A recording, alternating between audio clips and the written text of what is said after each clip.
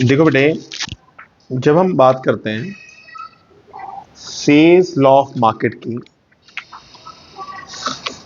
Hardly मुझे 15 minutes लगेंगे इसको एक्सप्लेन करने में।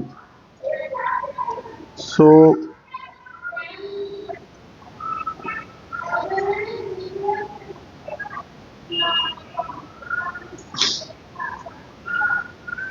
सेल्स लॉ ऑफ मार्केट,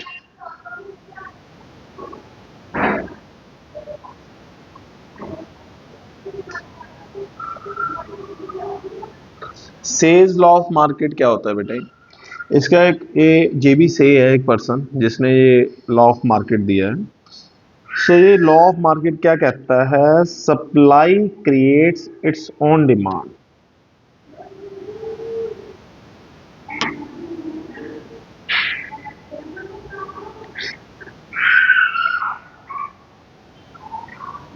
कि जो भी मार्केट में हम सप्लाई करेंगे वो अपनी डिमांड खुद से बनाएंगे। ये जो लॉ है कुछ अजम्पशंस पे बेस्ड है, कुछ मान्यताएं हैं जिस पे बेस्ड अगर ये अजम्पशंस इंप्लीमेंट होंगी तो ये लॉ एप्लीकेबल होगा। जैसे कि परफेक्ट कंपटीशन होना चाहिए,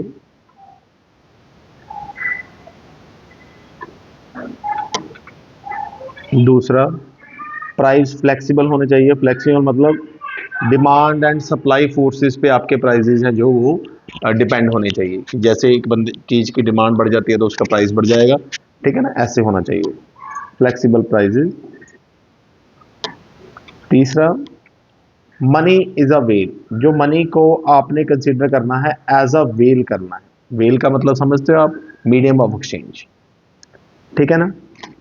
उसके बाद चौथा, नो होर्डिंग। नो होर्डिंग का मतलब क्या होता है कि कोई भी सेविंग जो है वो नहीं होगी, जो आप कमाओगे वो खर्चोगे। पांचवा, अनलिमिटेड अपॉर्चुनिटीज, जो लेबर के पास है वो काम की अनलिमिटेड अपॉर्चुनिटीज है।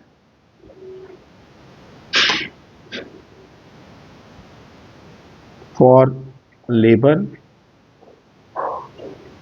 एंड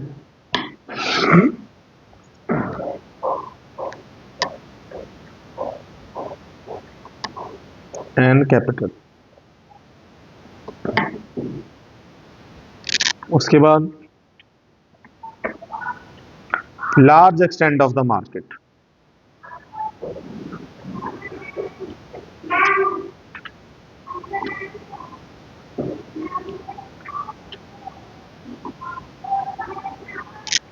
मार्केट बहुत बड़ी है और ये लॉ है जो लॉन्ग रन पीरियड में एप्लीकेबल होता है। ये कुछ अजम्पशंस हैं, ठीक है ना। स्टेट की इंटरफेरेंस नहीं है, नो इंटरफेरेंस ऑफ स्टेट,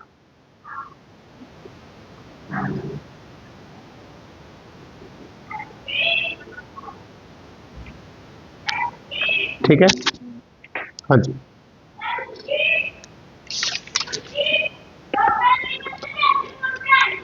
उसके बाद जो प्रोडक्शन है वो एज पर कस्टमर रिक्वायरमेंट है।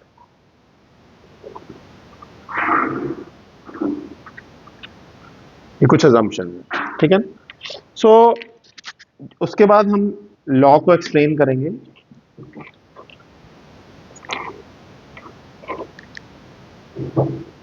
एक्सप्लेनेशन ऑफ लॉ, जो लॉ को एक्सप्लेन करना है हमने दो इकोनॉमी में करना है। पहले जब बार्टर सिस्टम होता था,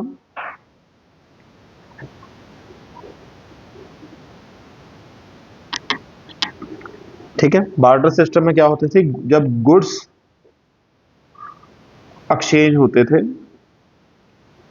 गुड्स के अगेंस्ट,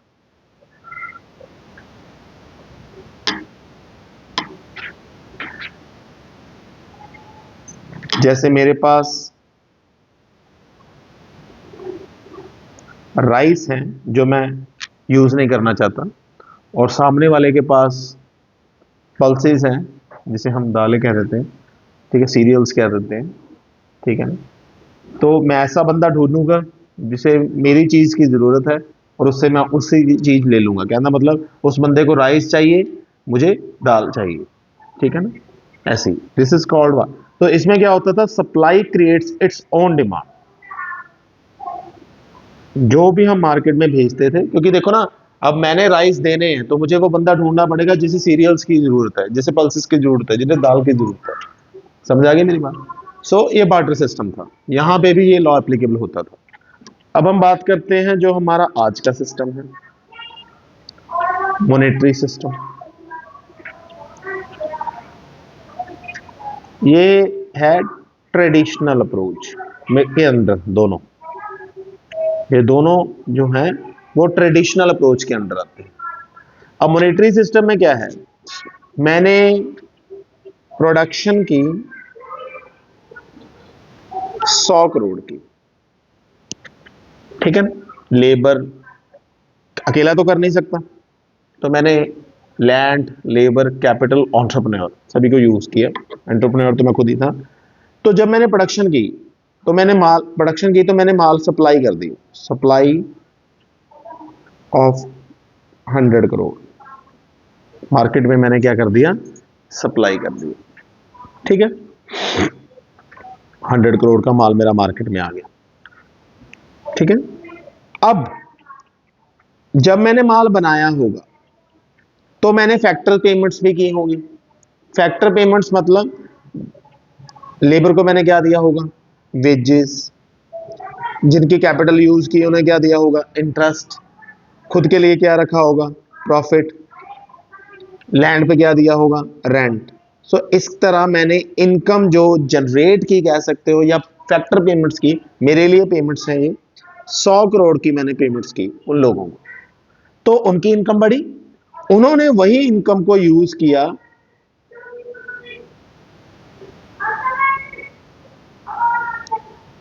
मेरा माल डिमांड करने के लिए। 100 करोड़ का प्रोडक्शन। इसकी मैं एक एग्जांपल बताता हूं। मैंने गेहूं नहीं कहूंगा, चलो गेहूं तो नहीं है, मैंने प्रोडक्शन की, चलो प्रोडक्शन में गेहूं ले सकते हैं, ठीक है ना। मैंने गेहूं को प्रोडक्शन की इन द सेंस कि उसे कन्वर्ट किया, वीट में कन्वर्ट किया, तो मैंने मार्केट में भेज दी। अब मैं भी तो गेहूं ही खाता हूं, जो मेरी लेबर है वो भी तो खाना खाएगी ना। तो उन्होंने जो पैसा मैंने उनको एज अ सैलरी दिया, उन्होंने वही पैसा मेरी ही बनाई हुई चीज को खरीदने के लिए। अब कपड़ा मैन्युफैक्चर कर रहा हूं तो मेरी लेबर भी तो कपड़े पहनती है, मैं भी तो कपड़े पहनता हूं। सो दैट इज द फंडा, और it is not applicable only to मेरी प्रोडक्शन के बारे में, I am talking about economy production. So that is the vision of economy कि supply creates its own demand. मतलब जो भी आप मार्केट में सप्लाई करोगे, क्योंकि सप्लाई के लिए आप लोगों को फैक्टर पेमेंट करोगे, फैक्टर पेमेंट से उनकी इनकम बढ़ेगी, वो इनकम वो यूज करेंगे आप ही द्वारा बनाया हुआ प्रोडक्ट खरीदने के लिए। समझ आया आपको? चलिए, उसके बाद ये थी ट्रेडिशनल अप्रोच। मॉडर्न अप्रोच है वही चीज है कि सप्लाई, मॉडर्न अप्रोच जो दी गई है,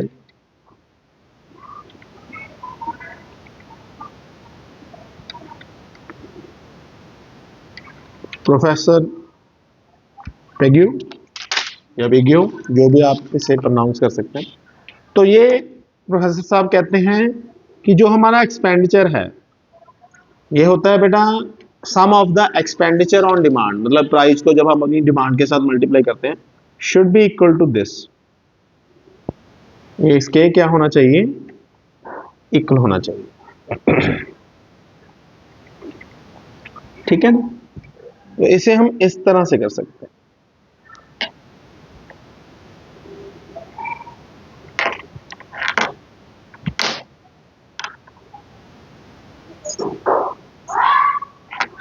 ये मैंने क्या बनाया है कि जैसे जैसे आप एग्रीगेट सप्लाई को बढ़ाओगे, वैसे वैसे एग्रीगेट डिमांड बढ़ेगी, वैसे वैसे वो मल्टीप्लाई भी होता है प्राइस लेवल, जो उसके लिए प्राइस पे करे। जैसे मेरी डिमांड है 10 की, प्राइस है 10 रुपए पर, तो 100, ये मेरा एक्सपेंडिचर हो गया डिमांड को एक्सपेंड। उसी तरह जो सप्लाई है मैंने 10 की थी, 10 के हिसाब से इंक्लूडिंग माई प्रॉफिट, तो बराबर। अगर ये जो लाइन है ये यही बता रही है कि अगर मेरी एग्रीगेट डिमांड पहले ओए थी तो मेरी एग्रीगेट सप्लाई पहले ओ बी थी, जब डिमांड ओसी हो गई तो ये ओडी होगी। बराबर, ठीक है। सो ये है आपका says law of market, modern approach. अब हम बात करते हैं implications of says law of market. Implication मतलब कि ये कब अप्लाई हो सकता है। इंप्लीकेशन से ज्यादा आप क्रिटिसिज्म लिखिए, क्योंकि आपका क्वेश्चन वैसे ही बहुत बड़ा हो जाना है। क्रिटिसिज्म होता है कि क्या क्या इस चीज में कमी है। देखो जी, ये नहीं होता कि जितना माल मार्केट में चाहिए उतना ही हम बनाते हैं। समटाइम ओवर प्रोडक्शन भी हो जाती है, जनरली ओवर प्रोडक्शन भी हो जाती है, और अंडर प्रोडक्शन भी हो सकती है ना। ये थोड़ी ना होगा कि सारा माल बिकेगा ही। और नो परफेक्ट कंपटीशन, मार्केट में परफेक्ट कंपटीशन कौन सा इजी है, ठीक है ना। और ये तो कहते हैं कि सारे बंदे अनलिमिटेड अपॉर्चुनिटी है, लेकिन there is a chances of unemployment. ये थोड़ी ना है कि सारे बंदे जॉब पे लग जाएंगे, ठीक है ना। उसके बाद ऑटोमेटिक एडजस्टमेंट समटाइम्स नहीं होती हर जगह, always not possible. Automatic automatic adjustment what I am talking about, demand and supply की बात कर रहा हूं, ठीक है ना। Money is not a medium of change, money is not only medium of exchange. Money जो है सिर्फ मीडियम ऑफ एक्सचेंज नहीं, स्टोर करके भी तो रखते हो उसे, सिर्फ पैसे चीजों खरीदने के लिए थोड़ी ना यूज हो रहे हैं। और गवर्नमेंट की इंटरफेरेंस ने कहा, स्टेट की इंटरफेरेंस नहीं होती, स्टेट की पूरी इंटरफेरेंस होती है गवर्नमेंट की, ठीक है।